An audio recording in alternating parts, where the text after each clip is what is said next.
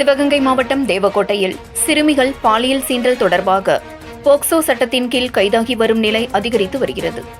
கடந்த வாரம் 2 பேத்திகளிடம் பாலியல் துன்புறுத்தலில் ஈடுபட்ட தாத்தா கைதானார்.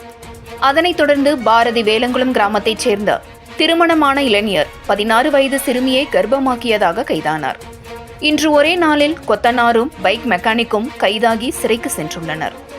சிவகங்கை மாவட்டம் காளையார்கோவில் வேலடித்தப்பம் பகுதியைச் சேர்ந்த கொத்தனார் காளிமுத்து என்ற அஜித்குமார் வயது 24. இவர் தேவக்கோட்டையில் கொத்தனார் வேலை பார்த்து வந்தார். அப்போது சரஸ்வதி வாசகசாலை பெருமாள் கண்மாய் குடியிருப்பில் வசித்து வரும் 15 வயது சிறுமியிடம் ஆசை வார்த்தை கூறி நெருங்கி பழகியதில் சிறுமி கர்ப்பம் தரித்தார்.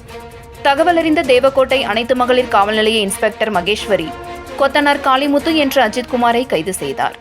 அதேபோல் சிவகங்கை மாவட்டம் தேவக்கோட்டை ஒன்றியம் வேலாயுதப்பட்டினம் பகுதியைச் சேர்ந்த முருகன் வயது 19 அதே ஊரில் வசிக்கும் அவரது 17 வயது உறவினர் பெண்ணை ஆசை காட்டி கர்ப்பமாக்கினார். இதுகுறித்து தகவல் அறிந்த அனைத்து மகளிர் காவல் நிலைய போலீசார் போக்சோ சட்டத்தில் கைது செய்து ஆய்வாளர் மகேஸ்வரி விசாரணை செய்து வருகிறார். தொடர் கதையாகி வரும் போக்சோ வழக்குகள் குறித்து மக்களிடையே போதிய விழிப்புணர்வில்லை. அரசாங்கம் இதனை தடுக்க முயற்சி எடுக்க வேண்டும் என சமூக ஆர்வலர்கள் கருத்து தெரிவிக்கின்றனர்.